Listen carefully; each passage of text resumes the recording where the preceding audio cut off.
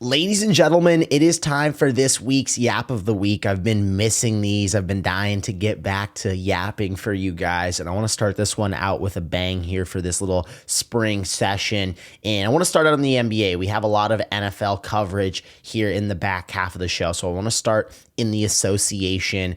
And I have a little hot take for you guys. I have a team right now that is currently in the play-in that I think is going to make a lot of noise when the postseason rolls around. And we're right now about a month away, maybe a little over a month away from the playoffs. And I am so fired up. When you look at the Western Conference, you have a legitimate, 8 teams that can do some serious damage, that can go on a legit run, and that's just got to get you so fired up if you are a basketball fan.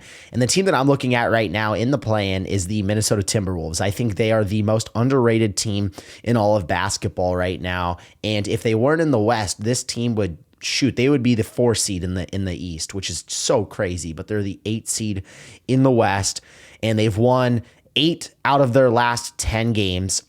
I think right now Anthony Edwards is a borderline top 10 player, and you are now, with the injuries that they had to Julius Randle, Rudy Gobert, Dante DiVincenzo, you're now seeing these guys really mesh, start to come together, become more cohesive, and Julius Randle specifically has been a lot better. He's been a lot better offensively, and they need him to be that true number 2 scorer. You look at the Minnesota Timberwolves over the past few seasons, and in specific last year, it's been Anthony Edwards is the guy, and hey, Karl Anthony Towns, can you be that true number 2 in a deep, legit playoff run? And last year, it was good. They got it to work.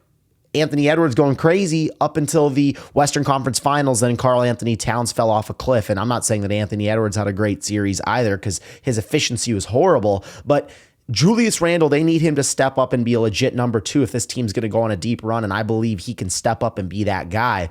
And right now I'm looking at this hot streak that they've been on. I'm looking at how they stack up against some of the top teams in the Western Conference. I think right now we can all definitively agree that Oklahoma City is the best team in the West. They're unbelievable. They are so deep.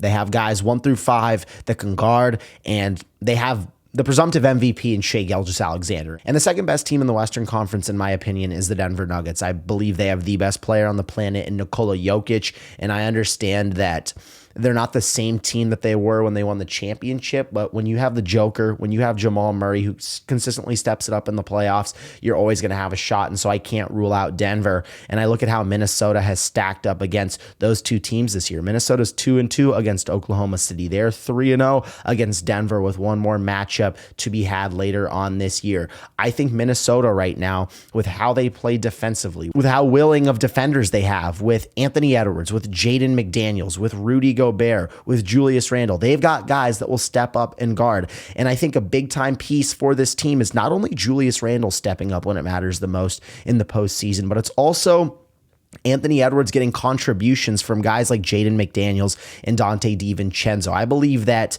Anthony Edwards last year was really kind of on an island when it came to scoring the bulk and the majority of the points for Minnesota. This is a great defensive team. This is one of the best defensive teams in the NBA. That's Chris Finch basketball. But at the end of the day, if Jaden McDaniels and Dante DiVincenzo can make shots, this Minnesota team can absolutely make the finals. That's how high I am on them. That's how high I am on Anthony Edwards. I believe he rises up when it matters the most. We saw it last year. I felt like we just got a taste last year. I think this year we're going to get all of it. We're going to get all of it from Anthony Edwards. He's still so young. He still has more to give. Last year, it seemed like he kind of fell off in the Western Conference Finals. A very unfamiliar spot for him. Now he knows he's got that playoff experience. But right now, let's look at the Western Conference. They're the best team in the play-in by far. They're tied right now with the Clippers for that 7-8 spot, but they're going to have to do a little bit of catching up to get to Golden State, who they're a game and a half behind. So if they're going to get out of the play-in, they've got a little bit of work to do. But let's assume right now that Minnesota will be in the play-in.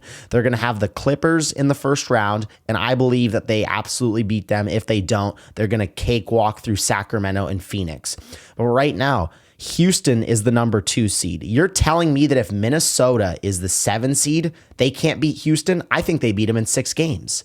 This Minnesota team coming out of the play-in reminds me a lot of that Lakers squad from a few years ago, where they were the 7 seed. They won in the play-in, and then they went on a little bit of a run. They beat the number 2 seed in the Memphis Grizzlies, and then they beat the Warriors actually to get to the Western Conference Finals. I believe we're going to see the same thing with Minnesota. I think this play-in team could be dangerous. Like, just because they're the 7 seed or just because they're coming out of the play-in doesn't mean they're not legit. Doesn't mean they can't contend. They've got Anthony Edwards, Julius Randle, Dante DiVincenzo. If those guys can step it up the most, this Minnesota team is going to be really tough to beat. And OKC is going to have their hands full if they have to see them in the first round. If Minnesota does not win in that first play-in game and has to win in the second one, OKC is going to have their hands full. But I think Minnesota right now is absolutely the most underrated team in the NBA. And with about a month left in the season, it's time to start giving them the credit and the respect that they deserve.